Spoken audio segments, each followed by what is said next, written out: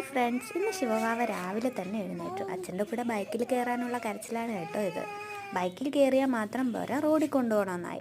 അങ്ങനെ ഞാൻ റെഡിയായി വന്നപ്പോഴേക്കും ശിവവാവയുടെ വാശിയും മാറി, കരച്ചിലും മാറി. പിന്നെ ഞാൻ നിർബന്ധിച്ച് കൊണ്ടുപോകേണ്ട അവസ്ഥയായി. അങ്ങനെ ഞാൻ പശുവിനെ കാണിച്ചു തരാമെന്ന് പറഞ്ഞ് ഇമ്മിണി വലിയ കൊടയും കുഞ്ഞി ചെരുപ്പ് ഇട്ട് യാത്ര തുടർന്നു. വഴിയിൽ കണ്ട ഫ്രണ്ട്സിനോടൊക്കെ ഹായ് പറഞ്ഞു. അവസാനം വെള്ളം കാണാൻ വേണ്ടി തോട്ടിൻ്റെ അടുത്തെത്തി. അങ്ങനെ എൻ്റെ കൈ വിട്ട് ശിവവാവ് ഓടിപ്പോവാണ് കേട്ടോ റോഡിൽ കൂടെ.